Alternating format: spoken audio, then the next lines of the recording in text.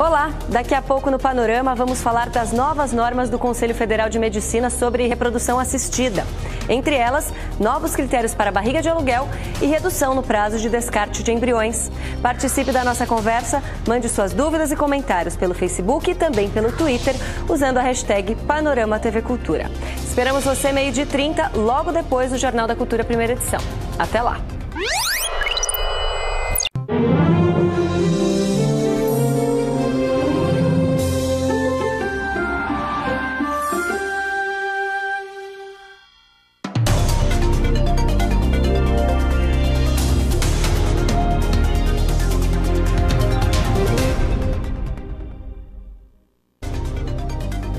Olá! O primeiro chamado bebê de proveta do mundo nasceu em 1978 na Inglaterra. 6 anos depois, uma brasileira dava à luz a uma criança fertilizada in vitro. Ao longo de 4 décadas de experiência com o procedimento, que ajuda casais que não conseguem uma gravidez natural, houve avanços da ciência e transformações comportamentais. Essa nova configuração social, com diferentes modelos de família e maternidade e paternidade tardias, foi considerada na atualização das normas de reprodução assistida pelo Conselho Federal de Medicina no fim do ano passado. Segundo o Conselho Federal de Medicina, esta nova resolução inclui as mudanças sociais recentes na avaliação médica para a reprodução assistida. Uma das principais diz respeito à cessão temporária de útero. Antes, as mulheres podiam recorrer a familiares como mãe, avó, irmã, tia e prima. A partir de agora, filhas e sobrinhas também podem ser mães de aluguel. A prática não pode envolver dinheiro. A nova regra ampliou o direito a pessoas solteiras. Antes, somente casais podiam recorrer ao método. Casais homossexuais também foram contemplados. Com a medida, num casal feminino, uma mulher pode doar o óvulo para outra. Outra novidade diz respeito à doação de embriões. O prazo de descarte caiu de 5 para 3 anos. Mulheres em tratamento de câncer já podem congelar o material genético antes da quimioterapia para engravidar após a cura da doença. A idade máxima para a mulher se submeter à inseminação artificial é de 50 anos. Antes, não havia limite. A compra e venda de embriões, seleção por características biológicas e redução embrionária em caso de gravidez múltipla continuam proibidas. Para comentar os aspectos médicos e jurídicos das novas regras sobre reprodução assistida divulgadas pelo Conselho Federal de Medicina, recebemos a ginecologista e obstetra Ana Lúcia Beltrame, da Clínica Ela, e a juíza Camila de Jesus Melo Gonçalves, professora da Faculdade de Direito da Fundação Getúlio Vargas. Você também pode participar dessa conversa. Mande suas perguntas e comentários pelo Facebook e pelo Twitter, usando a hashtag Panorama TV Cultura. Uma boa tarde. Obrigada pela presença das duas. Bom, só para a gente começar a debater esse assunto, eu queria entender e explicar para os nossos telespectadores qual que é a força legal de uma resolução como essa do Conselho Federal de Medicina. O Conselho Federal de Medicina, ele edita normas. E só para fazer uma distinção, é uma norma administrativa. É diferente de uma lei que é editada por um poder legislativo, por aqueles membros que são eleitos. Como uma norma administrativa, ele está voltado a regular a categoria dos médicos. Então, no fundo, é uma norma que regula a atividade médica no exercício das técnicas de reprodução assistida. A prática, né? A prática. Praticamente. E, doutora Ana, como que você vê, começando a falar da barriga solidária, né? Uhum. Como você vê esse aumento de possibilidades agora para a extensão de outros graus de parentesco? Eu vejo realmente de uma maneira muito positiva, porque nós médicos, a gente tem realmente o contato com a angústia de um casal, seja ele homoafetivo ou heterossexual, que precisa de um útero para poder gestar. E a limitação das normas, da regulamentação, muitas vezes tornam esse sonho absolutamente impossível. Então, com a extensão agora para parentes até de 4º grau, eu acredito que isso realmente venha a beneficiar esses casais. E quais são as garantias legais, tanto para aquela mãe que vai emprestar o útero, digamos assim, e para a mãe biológica que vai ceder o material genético e vai criar essa criança? Qual que é a burocracia que envolve esse acordo? As normas, né, essa resolução, ela determina como condição para a cessão do útero que a cedente assine um termo de consentimento esclarecido, dizendo que ela sabe que ela não vai ser, que aquilo é uma gestação de substituição, que não é uma gestação em que ela vai figurar como mãe. Paralelamente a essa norma que é do Conselho Federal, a Corregedoria Nacional de Justiça, o CNJ, editou uma regulamentação disciplinando como que os cartórios de registro civil fazem o registro da criança gerada por gestação de substituição. Então, no Brasil, a filiação, quer dizer, a maternidade, ela é comprovada pela certidão de nascimento.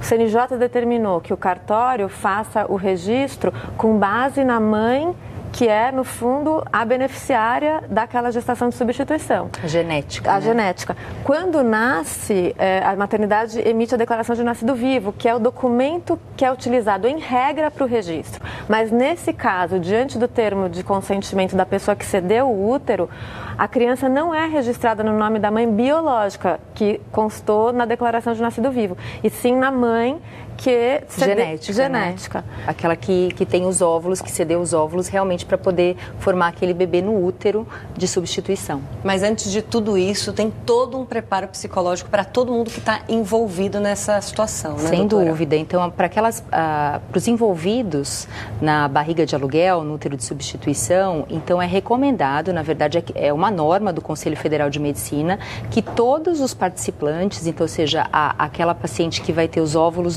que vai doar os óvulos, aquela paciente que vai receber os embriões, ao marido ou então à parceira daquela mulher ou o parceiro daquela mulher, eles assinem um termo de consentimento e, além disso, passem por uma avaliação psicológica que tem que estar junto ao prontuário médico. Pois não, doutora. Não, é só um ponto que essa expressão barriga de aluguel, ela é muito utilizada. Inclusive nas normas da Corregedoria de São Paulo, que regulam o registro das crianças nascidas por meio dessa técnica, também está utilizada essa expressão barriga de aluguel. Mas só para evitar a confusão, ainda num programa, tem um objetivo também educativo, por que, na verdade, a gente fala em barriga de aluguel, mas não há aluguel algum? Porque aluguel pressupõe que você pague um aluguel, pague alguma contraprestação, uma remuneração por aquele uso. E pelas normas é impossível qualquer tipo de comercialização, qualquer tipo de pagamento. Então, aluguel é para a gente entender do que a gente está falando, mas não seria... Sem dúvida, sem dúvida. E é diferente. Aqui no Brasil não se pode ter nenhum tipo de remuneração.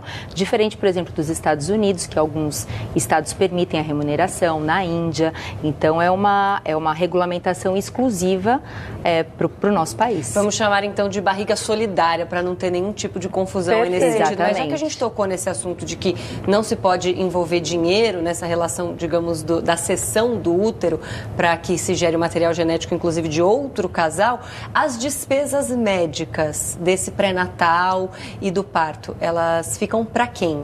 Ficam para os pais biológicos.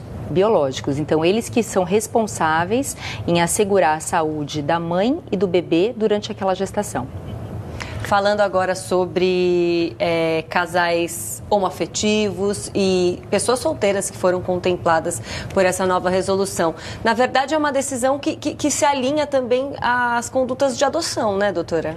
Sim, porque, assim, sem as técnicas, casais homoafetivos ou pessoas solteiras apenas poderiam ter filhos por meio da adoção. Uhum. A reprodução assistida nessas hipóteses, ela traz uma outra alternativa para quem ou se relaciona com alguém do mesmo sexo ou é solteiro, porque permite realizar esse desejo da filiação, de ter filhos, por meio de técnicas de reprodução assistida.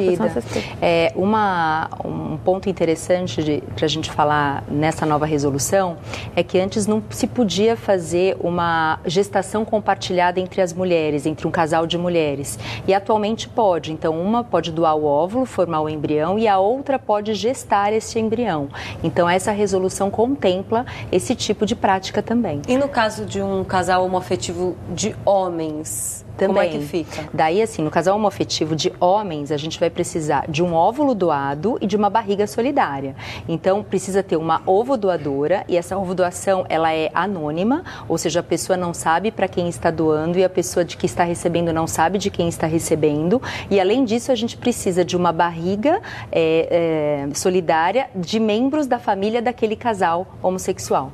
Só complementando que nas duas situações, ou num casal ou entre mulheres ou entre homens, vai figurar no registro ambos. Sim. Então, duas mães ou dois pais. Então, todo o direito também está acompanhando essa evolução da tecnologia e da própria sociedade. No momento em que os casais homoafetivos vão ser submetidos a um tratamento de reprodução assistida, eles assinam um termo de consentimento que vai ser utilizado juridicamente justamente para dar a dupla paternidade ou dupla maternidade daquele bebê. Bom, entre as novas regras dessa resolução, há uma que fala sobre o número de implante de embriões, né? Tem um limite de até 2 para mulheres de até 35 anos, até 3 para mulheres de 35 a 39 anos e acima de 40 anos, 4 embriões. Por que existe essa preocupação com a gravidez múltipla? Por conta da saúde, tanto da mãe quanto dos bebês. Então, a gestação múltipla, ela é muito bonita na revista, mas na prática, realmente, a gente tem os riscos inerentes à prematuridade, que são riscos gravíssimos para as crianças, com possíveis sequelas, e o risco para a mãe também, que tem outras coisas associadas em relação à hipertensão, diabetes, problemas de saúde. Então, por que tem essa limitação e quanto mais velha a mulher vai poder transferir mais embriões? Porque óvulos de mulheres mais jovens, teoricamente, têm uma eficiência reprodutiva maior do que óvulos de mulheres mais velhas. Ou seja, mulheres com menos de 35 anos, se a gente tiver 2 embriões, do ponto de vista de qualidade, muito provavelmente esses embriões vão ter uma qualidade melhor do que embriões de mulheres com mais de 40 anos. Lembrando que interromper uma gravidez múltipla, seja interromper a gestação de um dos embriões que está na barriga, é crime, é considerado aborto, né, doutora? Sim, não é possível essa eliminação da vida intrauterina, em nenhuma hipótese. Bom, outra novidade dessa resolução é o congelamento de material para uma gestação mais tardia. A quem essa nova medida contempla? Olha, essa realmente é uma nova medida que contempla a sociedade como um todo, principalmente as mulheres. Por quê? Porque atualmente as mulheres vão deixando mais para frente a maternidade e a gente sabe que nós mulheres nascemos com uma quantidade de óvulos que a gente vai gastar durante a vida. Não existe uma produção contínua dos óvulos e conforme vai passando o tempo, a quantidade e qualidade desses óvulos ela vai sendo comprometida. O congelamento de óvulos, ele vai permitir que essas mulheres congelem seus óvulos aos 35, aos 34 anos e possa utilizá-los em idades mais avançadas, aos 40 anos, tendo as mesmas chances de gestação na idade em que os óvulos foram congelados. Um outro público que se beneficia muito são as pacientes que vão ser submetidas a tratamentos oncológicos, quimioterápicos, radioterápicos, que podem ter uma influência direta tanto na quantidade quanto na qualidade dos óvulos também. E o que essa resolução fala sobre a doação de embriões? Teve aí uma diminuição de tempo para o descarte desses embriões doados, né? Então, antigamente eram 5 anos, atualmente são 3 anos e os embriões eles são descartados. No momento que a paciente está fazendo um tratamento de reprodução assistida, se ela tem mais embriões do que é permitido para a idade dela e que vai ser transferido para o interior do útero, ela é obrigada a congelar esses embriões. E esses embriões eles devem se manter congelados agora, atualmente, durante 3 anos. E a partir deste momento, assinando um termo de consentimento, ela pode descartar esses embriões, né? O casal pode descartar esses embriões. Uma das questões que a gente relembrou aí na reportagem que a gente abriu o programa é a manipulação daquele material genético. Ainda não se pode escolher o sexo da criança, né? Só para a gente deixar bem claro. Não é possível escolher o sexo. E apenas, nem características fenotípicas, olho azul, cabelo loiro, apenas quando há uma autorização, uma exceção de possibilidade de manipulação ou escolha genética, quando há um interesse em salvar uma vida de uma criança que já existe naquele núcleo familiar. Que é a questão de doenças ligadas ao sexo, né, doutora? Esse tipo de procedimento chama-se biópsia pré-implantacional. Então, quando o embrião está crescendo em meio de cultura, ele tem várias células e a gente pode tirar um grupo de células para poder avaliar cromossomicamente ou geneticamente essas células. Quais são as situações? Quando você tem mulheres mais velhas que querem detectar algum problema naquele embrião, se tem algum erro cromossômico de divisão celular ou eventualmente quando tem alguma doença genética na família. A gente não faz para a sexagem. Essa prática não é permitida no Brasil. Mas isso é feito antes que a mulher seja fertilizada. Exatamente, para saber se aquele embrião é um embrião cromossomicamente normal e assim com mais chance de se tornar um feto e uma gestação mais evolutiva. Tá certo. Daqui a pouquinho, então, a gente continua a nossa conversa. A gente vai para um rápido intervalo e voltamos já.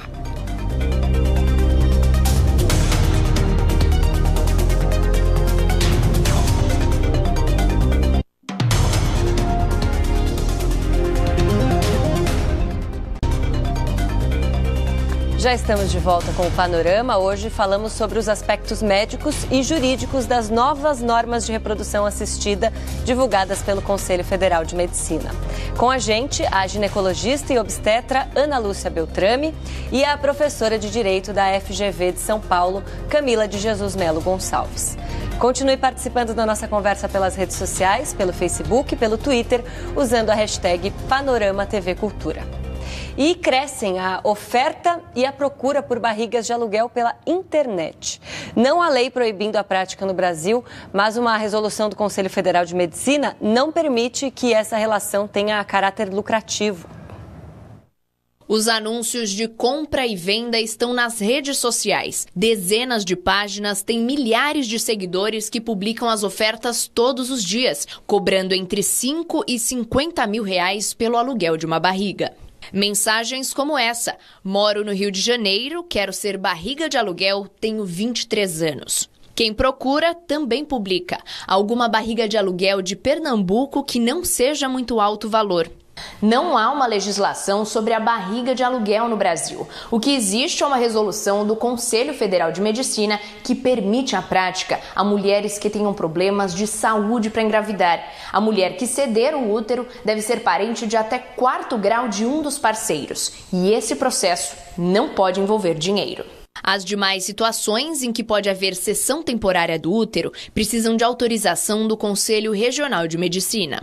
Depois de 7 anos tentando engravidar, Teté optou pela Índia, que até 2016 também recebia estrangeiros para o aluguel de barriga. A gente foi 2 vezes à Índia para o processo. Uma primeira vez para acolher o material humano, né? E a segunda vez já para pegar as meninas. A experiência de ser mãe biológica, mesmo sem dar à luz, virou livro. Em Minhas Duas Meninas, Teté conta como a barriga de aluguel proporcionou a ela o sonho da maternidade. Quais são as implicações legais, tanto para quem se predispõe a cobrar para ceder o útero e também para quem paga essa mãe de aluguel, digamos assim? Então, na verdade, aqui no Brasil, diferentemente da Índia, a Constituição é expressa. Quando ela regula a assistência à saúde, ela é expressa ao proibir qualquer tipo de comercialização ou pagamento. E isso vale não só para essa situação, na doação de órgãos, em várias situações envolvendo a saúde. E isso está conectado com um princípio da nossa Constituição, que é a dignidade da pessoa humana. Está lá no nosso artigo 1º. E qual que é a compreensão que se tem? A pessoa humana, ela é sempre um fim nela mesma. Ela não pode servir como um meio de alguma coisa outra. No caso aqui, quando a compreensão jurídica dessa proibição seria evitar que uma mulher servisse como um meio, um recipiente para uma outra mulher. E nesse sentido fosse de alguma forma confundida com um objeto, alguma coisa que serve a outrem e não algo nela mesma, alguém em si mesmo. Então essa seria mais ou menos o fundamento dessa proibição no Brasil. Para a mulher que oferece, que faz essa oferta, ela está, na verdade, tentando negociar, está disponibilizando no mercado algo que é proibido. Então, a gente chama isso, seria um contrato com objeto ilícito. Não se pode comercializar o útero para aluguel, para gestar outros filhos de outras pessoas. E, em razão dessa ilicitude do objeto, esse contrato, porventura realizado, ele vai ser inválido, ele não vai produzir nenhum efeito jurídico. Então, depois vamos supor que a contratante não paga, a mulher que teve a gestação não vai poder fazer uma cobrança, entrar com uma ação, nada disso, porque ela não tem a proteção do direito nesse negócio que ela se propôs a fazer, já que para o direito esse negócio é proibido, é ilícito, ilícito é inviável de ser realizado. Mas perante a lei, quem que, no caso de uma barriga de aluguel consumada, e o filho já nasceu, de quem que é, como que a lei entende de quem que é a maternidade dessa criança? De acordo, a parte do pagamento da barriga ilícito é algo que vai se resolver entre as duas mulheres. Para que haja essa gestação de substituição, será necessário obrigatoriamente que um médico intervenha e o médico é obrigado a cumprir as resoluções do conselho. Então, vai ter a declaração, a mãe que está gestando vai... A questão agora que eu estou pensando é que o médico vai conferir que não é parente sanguíneo. Exatamente. E ele pode sofrer implicações também, sim, caso ele faça aquilo tendo a ciência de que é um procedimento legal, né, sem dúvida. E eu acho que é importante deixar claro para as pessoas que para aqueles casais que não tem ninguém na família que possa fazer a cessão temporária do útero, existem exceções, né? Exceções à regra. Então, muitas vezes a gente tem que recorrer ao Conselho Federal de Medicina pedindo uma autorização para que se possa fazer aquela barriga solidária em uma outra pessoa que não seja de parente de quarto grau, né? Até parente de quarto grau, mas que obviamente não tenha nenhum caráter lucrativo com essa prática. Então, a gente tem as exceções que já existiam mesmo antes dessa nova resolução, inclusive para limite de idade, né? Que antes não existia, essa nova resolução colocou um limite de idade de 50 anos para uma mulher, mas ela pode também obter esse tipo de autorização, né, doutora? Esse limite de idade, ele vai contemplar tanto a saúde da mulher quanto a saúde do bebê, né? Mas existem exceções, então sempre que a gente tiver alguma dúvida ou algum questionamento, a gente recorre ao Conselho Federal de Medicina e eles nos dão um parecer aprovando ou não aquela solicitação médica. Agora, a fertilização in vitro, ela ainda é um procedimento muito caro, né? O que a gente tem sobre ela na rede pública hoje? Hoje em dia acho que a rede pública, de uma forma geral, tá em colapso, né? Então, a fertilização in vitro, as técnicas de reprodução assistida, não só a fertilização in vitro, elas utilizam materiais e tecnologia que são caras, né? Então, infelizmente, apesar de ter disponível em alguns serviços públicos, essa prática atualmente está ficando muito mais restrita, né, nos serviços públicos por conta da contenção de verba. E aí existe aí uma fila para a pessoa entrar? Existe uma fila, existe limite de idade, existe uma série de regras que a depender do Estado e do serviço público que está sendo solicitado. E as questões jurídicas no caso de uma fertilização, de uma reprodução assistida pelo SUS, digamos assim, são as mesmas para de uma instituição privada. Exatamente, são as mesmas. E até como a gente viu a reportagem do começo da pessoa oferecendo o útero, eu me lembrei numa associação. Nós também não podemos, nós temos 2 rins e aparentemente a gente pode viver com um rim só. A gente também não pode ofertar um rim, tem um rim para vender, quem quer meu rim.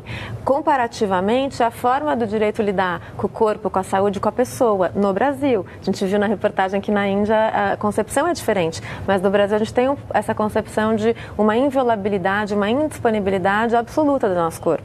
Então, essas limitações se enquadram nesse esquema maior até. Bom, levando em conta que as mulheres têm ficado grávidas cada vez mais tarde, existe um momento ideal de se pensar em congelar óvulo, doutora Ana? Então, o ideal é o quanto antes, né? O ideal é antes dos 35 anos de idade, justamente porque a reserva ovariana, que é o número de óvulos, acaba tendo uma queda mais acentuada após os 35 anos. No entanto, grande parte das mulheres vai começar a se preocupar com uma gestação e com a falta de um parceiro e com, eventualmente, a falta da maternidade após os 35 anos.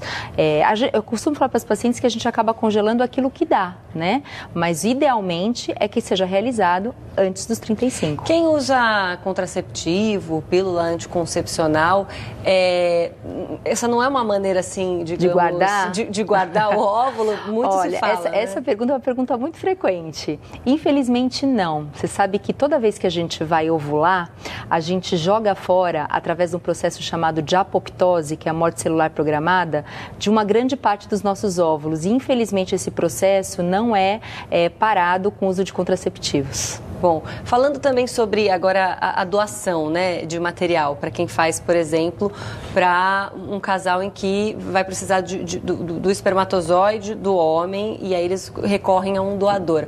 Como é que funciona o processo jurídico de proteção desse doador, doutora?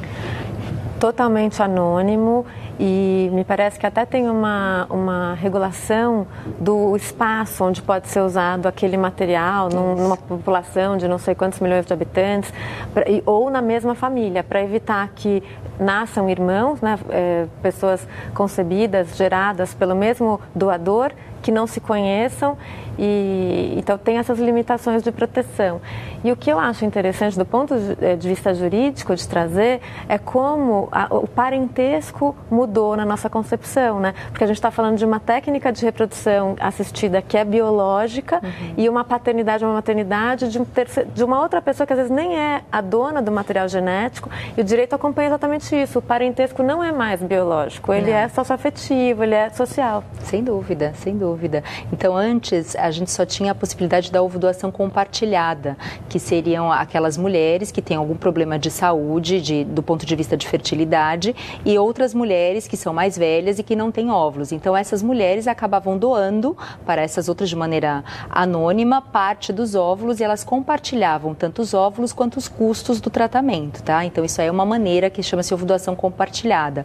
Atualmente, alguma mulher ela pode se voluntariar a doar também os óvulos. Então, isso acabou sendo um ganho, principalmente para aquelas mulheres mais velhas, que não têm condições de engravidar com seus próprios óvulos e que têm dificuldade de obter óvulos doados. Como detectar problemas de infertilidade, doutora? E quais são os mais comuns?